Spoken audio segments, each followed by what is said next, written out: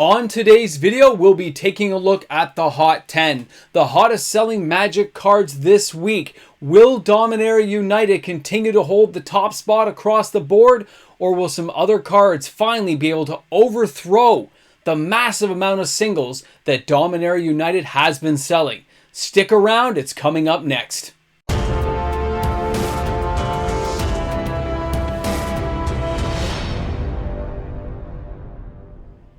Hi everyone and welcome back. MTG Moxman here, and thanks a lot for finding me in the nacho cheese universe that is YouTube.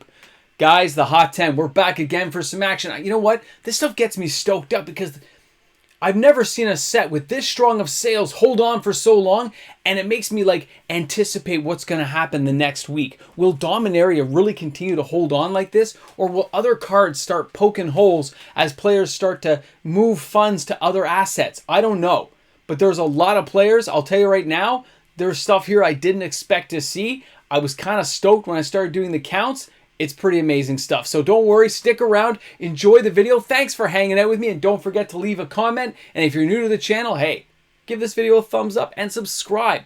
Help a guy get to 20K. We're going to get there sooner or later. All right, guys, let's get this started. The number 10 card this week is Yavimaya Coast Borderless Edition with 1,408 sales from September 23rd to the 30th of 2022. The average cost of this card is $2.08 US. The market price is $1.57 US. A foil is $5.02 US, and it's €1.68 to get this card into your house. This card in Canada can be anywhere from $3 to $4 depending on the type of one you're going for, but it's a very affordable card for most players to get their hands on, and the new artwork is breathtaking. But what I find surprising is this card's even in the Hot 10. It hasn't been here before, and it kind of came out of the blue, but congratulations because it made it. And it's still a Dominaria United card, which says a lot for how well this set is selling. Now the number 9 card is Velodian Hexcatcher Extended Art, number 9 with 1,460 sales. Now this card is a little more expensive, and I haven't seen on the list in the last little while, but I look at it and say it's a very, very good card. The average price is $8.50 US. The market price is $6.39 US. A foil is $11.41, which you guys know I like when there's a little bit of price variance there. Here in Canada, this card goes for around $12 Canadian, and it's €10.57 to get this card into your house. Every Merfolk deck I know is going to have a card like this. My friends are already playing with it and trying to do crazy things because you can sack it to you can sack Merfolk to counter spells unless they pay 1. They're trying to generate Merfolk. It's crazy times. I love it. Good card. Beautiful artwork, by the way. Now, the number 8 card is still Sheoldred the Apocalypse with 1,491 sales this week. The card's still hanging in around the $50 mark, which is respectable. It's around $60 here in Canada, but most places have it sold out, and the buy lists are trying to attract them back in.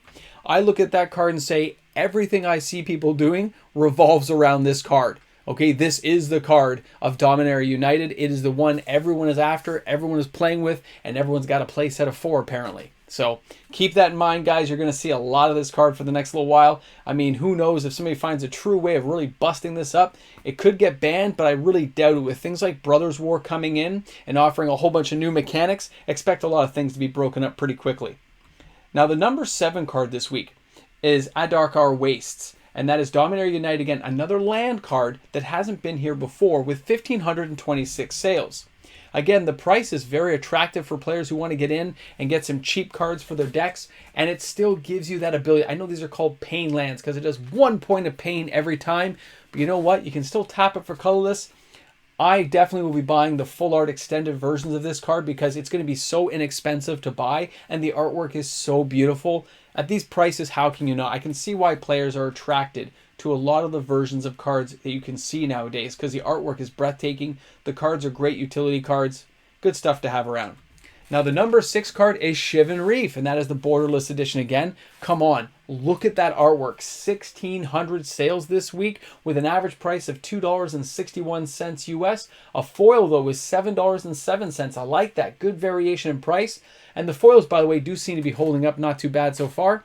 €2.01 to get this card to your house. About $5 in Canada to get this card. Keep that in mind. It might be cheaper to get these off of TCG Player. take a look around, see if you can find the best price possible, including shipping. Remember, if you're buying from something like TCG, you want to add a few extra cards on there to make sure your order is fat enough to get, to make that $5.99 shipping worth it here in Canada. And if anyone's using TCG Player for buying anything, please don't forget to use my affiliate link found inside all of my descriptions of videos. I have it right there for you. Just click the link, brings you right to TCG Player. You can get your shopping started, and I get a little bit of a kickback at the same time. Thanks again.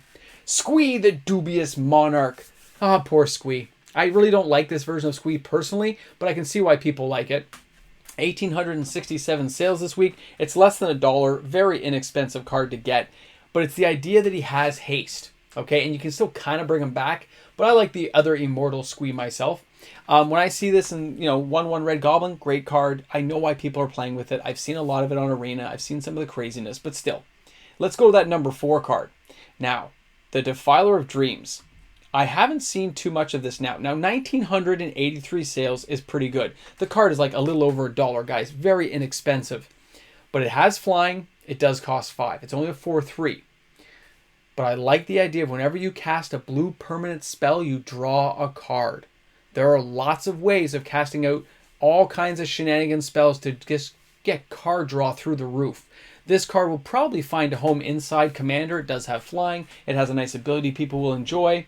I like this. It's a decent card, okay? Maybe not like a game-ending card, but it's a great utility card for $1.50. I get it. Now, the number 3 card is still hanging in, and that is Plaza of Heroes with 2,002 sales from the 23rd to the 30th. And the price is holding fairly steady from the pre-release pricing to now. This card is doing quite well. It is holding on pretty good. What I'm finding surprising is, as I'm playing games like an Arena and playing at a few of the card shops, I'm not really seeing a lot of this card in play yet. I'm seeing the odd deck that has it, but considering how many have been purchased, I'm surprised to see a lot less of it actually in action yet. So I'll be looking to see what happens with this card later on. And you know what? I'm sure people are building and speccing on it and stuff, but I just think there are some uses for it. I'm just surprised I haven't seen them yet. Now, the number 2 card. This card was like at the bottom of the list last week, and then people decided the Defiler of Vigor was worth it again. They jumped in, didn't change the price at all, by the way. The price has pretty much stayed static. It's $6 US. The market has it at $4.99 US. A foil is $7. Weird how they're so close together. And overseas, you're talking €7 and 63 cents to get that card into your house. And it's about $8 here in Canada. Now, I look at this card. We've already talked about it lots of times. I don't really need to show it off or anything. I like the artwork. It kind of reminds me of like 1980s style Disney horror movie thing. Was that Sword in the Stone type stuff? Kind of reminds me of that. A little bit creepy-ish, but still pretty good artwork. Good, enjoyable card. A lot of players playing with it. I'm seeing this one quite a bit. Now, let's get down here to the number 1 card. The card you guys have been waiting to see this entire video, and that is the Relic of Legends again. Number 1 with 2,700 sales. And this has a lot to do with what we're seeing in the gameplay. When I see this card, I don't see anything fantastic.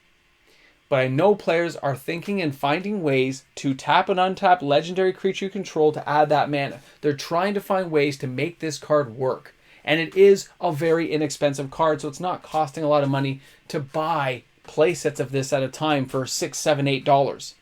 $1.99 is your average. The market price is $1.83. The foil is $3.20 US. It's around $3 here in Canada for this card, and it's 85 euro to get that card into your house. I'm just finding it crazy that this card has consistently been here now for what, 3 weeks straight? We're talking over 10,000 copies sold at this point. It is a really big anomaly to me to see that card coming out on top time and time again.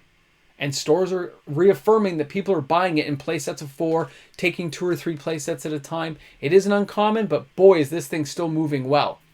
When I look at all the cards on the list, I was surprised to see the land cards jumping in out of the blue right now.